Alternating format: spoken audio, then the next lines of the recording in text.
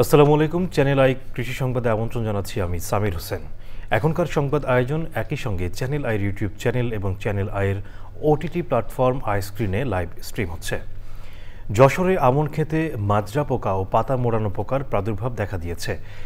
এতে ধানের ফলন নিয়ে দুশ্চিন্তায় কৃষক। তারা বলছেন পোকা দমনে কীটনাশক প্রয়োগ করেও কোনো প্রতিকার পাওয়া যাচ্ছে না। এ অবস্থায় কৃষি বিভাগের সহযোগিতা চাইছেন তারা। যশোর থেকে আকরামুজ্জামানের রিপোর্ট। এবছর যশোরে অতিবৃষ্টির কারণে নির্ধারিত সময়ের চেয়ে প্রায় 1 মাস পিছিয়ে আমন আবাদ করেছেন চাষিরা। এরপরও ভালো ফলনের আশা তাদের। তবে ধানের শীষ গজানোর সময় মাজরা পোকা ও পাতা মোড়ানো পোকার আক্রমণে ফলন বিপর্যয়ের মুখে চাষি। পোকামাকড় যা লেগেছে তেল ব্যবহার করেছি, সামনে আর একবার করবো। এটা আমরা অভাব বোধ করতেছি। আবার অনেক সময় দেখা যায় ধানের পাতা শুকায় আসতেছে নিচের দিকে, মাথার থেকে লাল হয়ে শুকায় নিচে বোঝাচ্ছে। তবে সমস্যা আছে, ওটা সার মাটির দাম বেশি, তেলের দাম বেশি, এতে একটু সমস্যা দেখা যাচ্ছে। পোকার আক্রমণ থেকে ধান ক্ষেত নিরাপদ রাখতে কৃষককে প্রয়োজনীয় পরামর্শ দেওয়া হচ্ছে বলে জানিয়েছেন কৃষি বিভাগ। জমিতে কীটনাশক স্প্রের আগে আমরা কৃষকদের যেসব পরামর্শ দিয়েছি, আপনারা আলোক ফাঁদ দিবেন, জমিতে দিয়ে পোকা চিহ্নিত করবেন, তারপরে কি ধরনের পোকা আক্রমণ করেছে সেই অনুযায়ী সেটার পার্সেন্টেজ দেখে আমরা কীটনাশক স্প্রে করার কথা বলেছি। এছাড়া জমিতে ডাল পুঁতে দিয়ে যেসব পাখি পোকা খায় তাদের ব্যবস্থা করার জন্য বলেছি। কৃষি বিভাগের তথ্যমতে যশোরে চলতি মৌসুমে 1,60,000 হেক্টর জমিতে আমন আবাদ হয়েছে। যশোর থেকে আকরামুজ্জামান, চ্যানেল আই।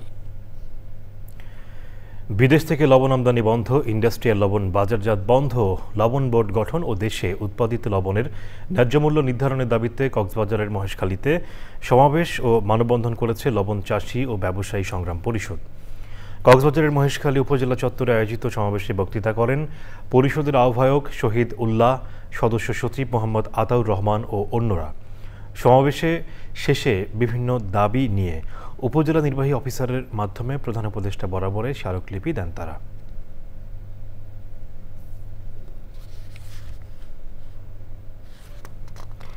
চাঁদপুর জেলার হাইমচর উপজেলার কৃষি অফিসের ছাদে সাউথ আফ্রিকা, ব্রাজিল ও ফিলিপিন্সের জনপ্রিয় ফল প্যাশন বা ট্যাংয়ের পরীক্ষামূলক চাষ হচ্ছে। ইতিমধ্যে ভালো ফলনও পাওয়া গেছে।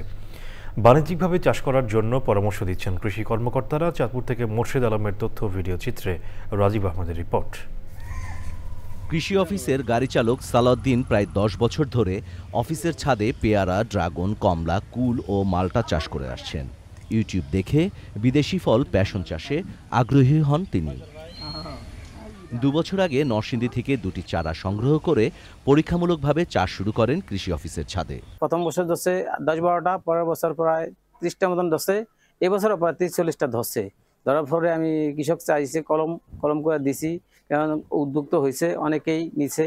হাইমচর কৃষি কর্মকর্তা জানান, পরীক্ষামূলকভাবে প্যাশন ফ্রুট চাষের সাফল্য আসলেই কৃষকদের এই ফল চাষে উদ্বুদ্ধ করা হবে। 2বার হারভেস্ট করেছি, নতুন করে ফল আসছে। মোটামুটি যদি এটার ফলন ভালো পাই, তো সেই ক্ষেত্রে আমরা হাইমচরের যেই কৃষকরা আগ্রহী থাকে তাদেরকে আমরা এই ফলটা আবাদ করার জন্য আমরা পরামর্শ প্রদান করব। মিষ্টি স্বাদ ও উপকারিতার কারণে অনেক দেশে প্যাশন ফ্রুট বেশ জনপ্রিয়। তবে অঞ্চলভেদে এর ভিন্ন নামও আছে।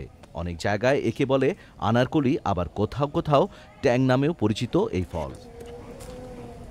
Rajib Ahmed, channel i. ইলিশের প্রজনন রক্ষায় চলছে 22 দিনের নিষেধাজ্ঞা। নিষেধাজ্ঞার এই সময় মৎস্যজীবীদের 25 কেজি করে চাল দেওয়ার কথা থাকলেও না পাওয়ার অভিযোগ এনে রাজবাড়ীতে মানববন্ধন ও বিক্ষোভ মিছিল করেছে মৎস্যজীবীরা।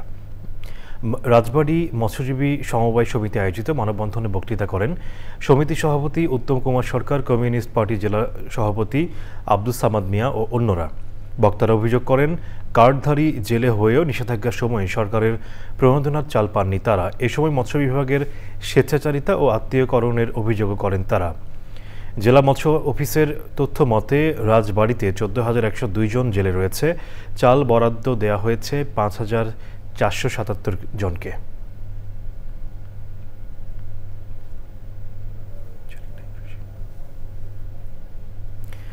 দর্শক, চ্যানেল আই কৃষি সংবাদের আজকের আয়োজনে পর্যন্তই। পরবর্তী সংবাদ দেখার আমন্ত্রণ জানিয়ে শেষ করছি। ধন্যবাদ সবাইকে।